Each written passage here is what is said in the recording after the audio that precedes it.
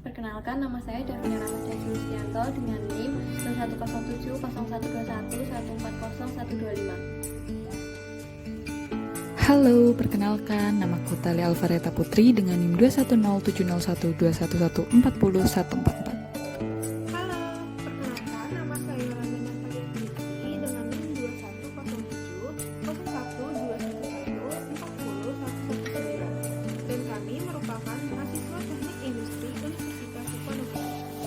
Kami bertiga akan menjelaskan mengenai limbah makanan.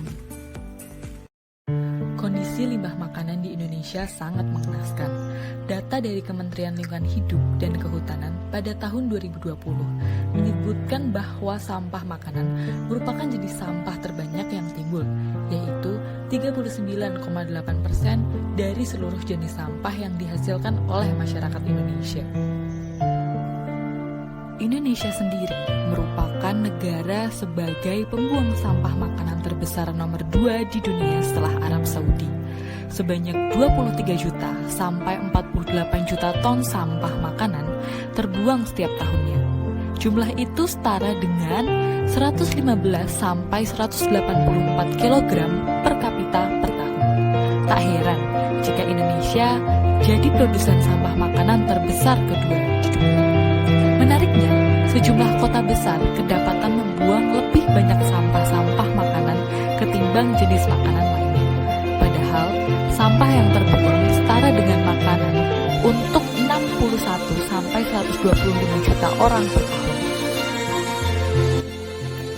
Menurut Food and Agriculture Organization, sampah makanan di Indonesia berjumlah 13 juta ton setiap tahun, sama dengan 500 kali berat Monas di Jakarta. Sampah-sampah ini berasal dari retail, restoran, rumah tangga, maupun industri pengolahan makanan dan jalur distribusi.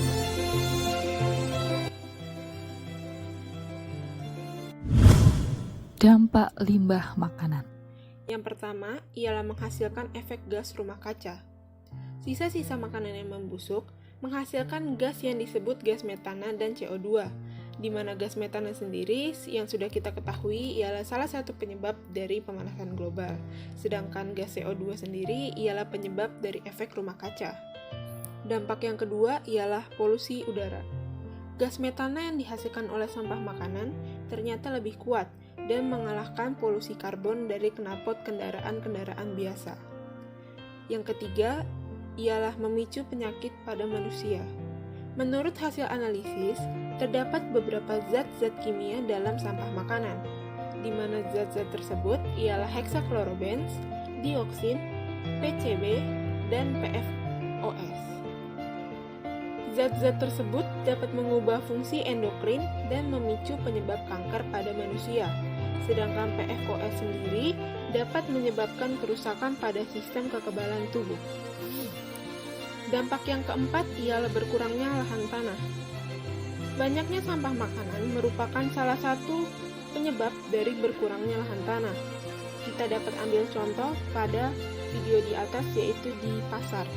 Salah satu anggota kelompok kami mengambil satu video yang berlokasi di pasar, di mana terlihat bahwa sisa-sisa sampah makanan terlihat menghalangi tempat parkir maupun jalan tempat lalu lalang kendaraan, di mana hal-hal tersebut dapat menyebabkan kemacetan yang walau hanya bersifat sementara.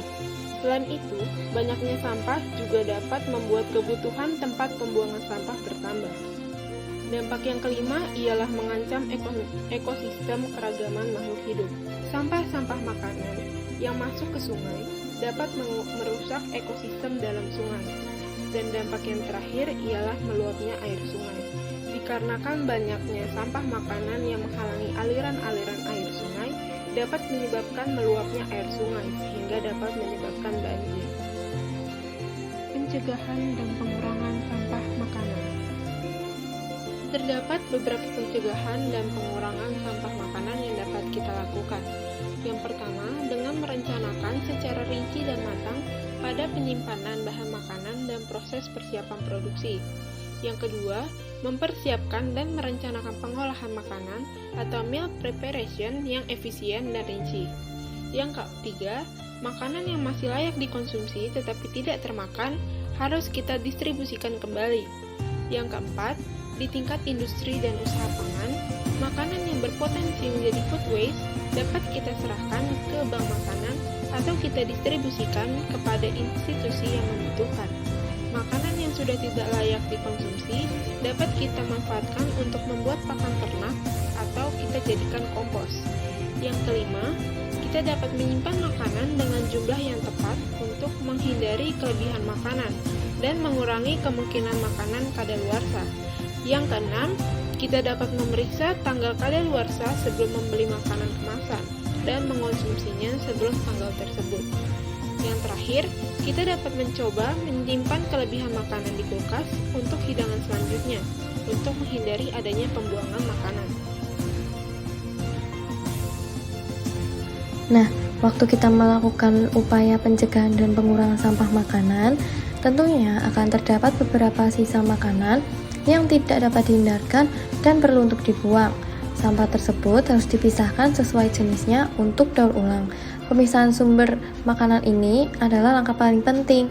Sisa makanan yang bisa didaur ulang dapat dipisahkan dengan limbah yang tidak dapat didaur ulang melalui pemisahan yang tepat, dan juga hal ini digunakan untuk membantu meningkatkan kualitas kompos, begitu juga untuk mencegah peralatan kompos dari kerusakan. Nah, apa aja sih yang termasuk sampah makanan dapat didaur ulang dan tidak dapat didaur ulang? Jadi, sampah yang dapat didaur ulang seperti buah, biji dan kulit, kemudian ada sayur, kemudian ada padi, kemudian ada mie, kacang, daging, dan residu. Sedangkan sampah makanan yang tidak dapat didaur ulang bisa seperti bahan-bahan cair seperti sup dan jus dan lain-lain, kemudian ada tulang besar. Nah, apa aja sih hal-hal yang harus diperhatikan ketika kita mau mengumpulkan limbah makanan di rumah? Yang pertama, secara umum limbah makanan yang lebih besar dari 50 mm sebaiknya tidak didaur ulang. Namun, kalau memungkinkan, limbah makanan yang berukuran besar tersebut sebaiknya dipotong-potong menjadi potongan-potongan kecil. Yang kedua, membuang cairan di limbah makanan sebanyak mungkin sebelum diletakkan ke dalam kontainer limbah makanan atau sampah. Yang ketiga, untuk makanan kemasan, lepaskan kemasan makanan kadaluarsa sebelum meletakkannya ke dalam kontainer. Sebagai contoh, roti kadaluarsa dari supermarket. Yang terakhir, jika kontainer tidak dapat diangkut pada hari itu, letakkan sementara di kulkas untuk menghindari bau busuknya. Berikut ini merupakan contoh pengolahan sampah yang ada di dunia. Yang pertama, di negeri Israel. Israel menerapkan program pembuangan limbah organik dengan memisahkan sisa makanan dari sampahnya untuk dimasukkan ke wadah terpisah dan diolah di fasilitas pengolahan sampah menjadi kompos. Lebih dari 40.000 rumah tangga di Israel memiliki wadah sampah kompos. Yang kedua, di negeri Jepang. Di Jepang, sampah diklasifikasikan menjadi 8 jenis berdasarkan komponen penyusunnya. Bahkan, satu botol plastik saja dibagi menjadi 3 jenis sampah, yaitu sampah tutup botol, sampah label kemasan, dan sampah botol. Masyarakat harus memilah sampah secara mandiri, kemudian membuangnya pada tempat sampah yang tepat.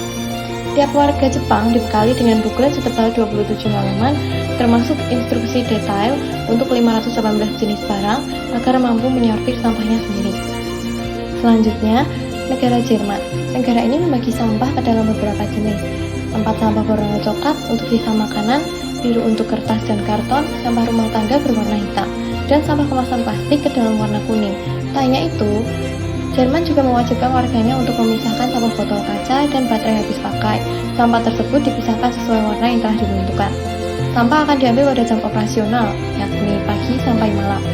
Jika terdapat kesalahan dalam pembagian sampah, maka petugas tidak akan mengambilnya. Kemudian pemilik sampah akan dikirimkan surat teguran dari pemerintah setempat.